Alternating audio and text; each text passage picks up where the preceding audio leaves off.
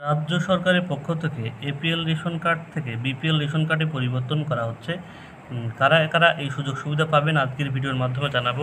আপনারা অবশ্যই ভিডিওটির প্রথম থেকে শেষ পর্যন্ত সঙ্গে থাকুন এবং এই বিপিএল রেশন কার্ডে রূপান্তরিত হওয়ার পর আপনারা কিন্তু আবাস যোজনার বাড়িসহ রাজ্য প্রকল্পের বিভিন্ন সুযোগ সুবিধা কিন্তু আপনারা পেয়ে যাবেন। অতএব ভিডিওটির প্রথম থেকে শেষ পর্যন্ত অবশ্যই সঙ্গে থাকুন।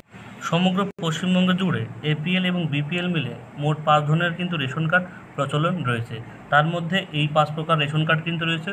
ওই কার্ডগুলির মধ্যে এএওয়াই এবং পিএইচএইচ এবং এসপিএইচএস কার্ডগুলো বিপিএল তালিকাভুক্ত এবং আরকেএসওয়াই 1 এবং আরকেএসওয়াই 2 কার্ডগুলো কিন্তু আপনারা দেখতে পাবেন এপিএল তালিকাভুক্ত রেশন কার্ড। ঠিক আছে, অর্থাৎ এই 2 প্রকার কিন্তু এপিএল তালিকাভুক্ত।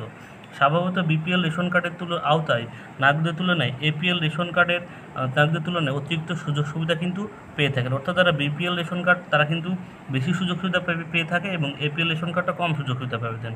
তো সমগ্র রাজ্যবাসী এমন প্রচুর দরিদ্র মানুষ রয়েছে তারা আদৌ বিপিএল ক্যাটাগরিভুক্ত হলেও তাদের রেশন কার্ডই এপিএল কার্ডে রয়েছে।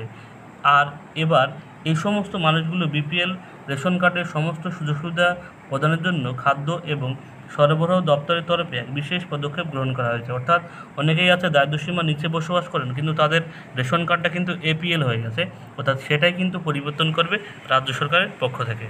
কেন এই পদক্ষেপ গ্রহণ করা হয়েছে বলছে, রাজ্যের জাতীয় প্রকল্পে রেশন গ্রাহকদের সংখ্যায় যতটা থাকার কথা তার তুলনায় যথেষ্ট কম রয়েছে বলে জানা গিয়েছে। অর্থাৎ বিপিএল কোঠার অন্তর্ভুক্ত যতগুলো পরিবার থাকার কথা ততগুলো পরিবারের তুলনায় কম সংখ্যক পরিবার বিপিএল কোটার অধীনে রেশনের অতিরিক্ত সুবিধা পেয়ে থাকেন। আর এই সংখ্যা কমে যাওয়ার কারণেই যে সমস্ত নাগরিকদের দারিদ্র হওয়া সত্ত্বেও এপিএল তালিকাভুক্ত রয়েছে তাদের কিন্তু বিপিএল তালিকায় আওতায় আনার জন্য প্রয়োজনীয় ব্যবস্থা কার্যকর করার হয়েছে খাদ্য দপ্তরের পক্ষ থেকে। অর্থাৎ মনে করুন 100 জন বিপিএল থাকার কথা, কিন্তু রেশন কার্ডে সমীক্ষায় দেখা গেছে সেখানে কিন্তু 80 জন বিপিএল রেশন কার্ডে অন্তর্ভুক্ত। সেখানে কিন্তু 20% যে বাকি যে 20% সেটা কিন্তু এপিএল তালিকাভুক্ত হয়ে গেছে। অর্থাৎ দারিদ্র্যসীমা নিচে বসবাস করা সত্ত্বেও তারা কিন্তু বিপিএল রেশন কার্ড পায়নি, তারা কিন্তু এপিএল রেশন কার্ড পেয়ে গেছে। তাদের জন্য কিন্তু এই ব্যবস্থা গ্রহণ করা হয়েছে। এবার কীভাবে আপনার রেশন কার্ডটি পরিবর্তন হবে সেটাই বলছে খাদ্য দপ্তরের তরফে প্রকাশিত তথ্য অনুযায়ী জানা গিয়েছে যে বিপিএল তালিকাভুক্ত রেশন কার্ড পাওয়ার জন্য কোনো গ্রাহকদের কোনোরূপ আবেদন প্রক্রিয়া সম্পন্ন করার প্রয়োজন নেই। অর্থাৎ আপনাদের কিন্তু আবেদন করা লাগবে না। রাজ্যের জনগণের আর্থিক স্থিতি অনুযায়ী খাদ্য দপ্তরের কর্মকর্তার তরফে সিদ্ধান্ত গ্রহণ করা হয়েছে যে সেই সিদ্ধান্ত অনুযায়ী রাজ্যের নাগরিকদের রেশন কার্ডের ক্যাটাগরি পরিবর্তন করা হবে। ইতিমধ্যে রেশন কার্ড ক্যাটাগরি পরিবর্তন পদ্ধতি কার্যকর করার জন্য রাজ্যের জেলাগুলি দায়িত্বপ্রাপ্ত আধিকারিকদের কাছে খাদ্য দপ্তরের তরফে নির্দেশনা পাঠানো হয়েছে। অর্থাৎ আপনাদের কিন্তু এখানে কিন্তু পরিবর্তন করতে হবে না, কোনো আবেদন করতে হবে না। এটা কিন্তু আপনাদের বিবেচনা করে রাজ্য সরকারের পক্ষ থেকে খাদ্য দপ্তরের পক্ষ থেকে কিন্তু এটা কিন্তু আপনি আপনাদের কিন্তু এটা পরিবর্তন করে দেবে। এই নির্দেশে উল্লেখ করা হয়েছে যে যোগ্য পরিবারগুলির কাছে রাজ্য সরকার খাদ্য সুরক্ষা দপ্তরে আরকেএসওয়াই 1 এবং অথবা আরকেএসওয়াই 2 যারা আছে তাদের কার্ড থাকলে তার তথ্য খাদ্য দপ্তরে পাঠানো হবে।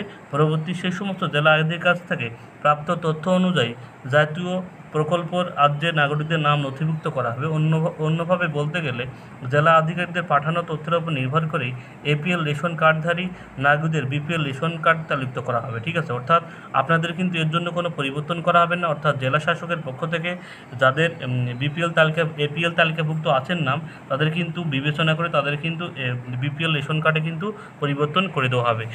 বর্তমানে কিন্তু ভোটের সময় এমনই কিন্তু বিজ্ঞপ্তি প্রকাশ করা হচ্ছে রাজ্যের খাদ্য দপ্তরের পক্ষ থেকে। এই ছিল একটি গুরুত্বপূর্ণ আপডেট। ভিডিওটি ভালো লাগলে অবশ্যই একটা লাইক করবেন, শেয়ার করবেন এবং আমার চ্যানেলে নতুন ভিজিট করলে অবশ্যই চ্যানেলকে সাবস্ক্রাইব করে রাখবেন। সবার জন্য ধন্যবাদ, সবার জন্য শুভকামনা রইল।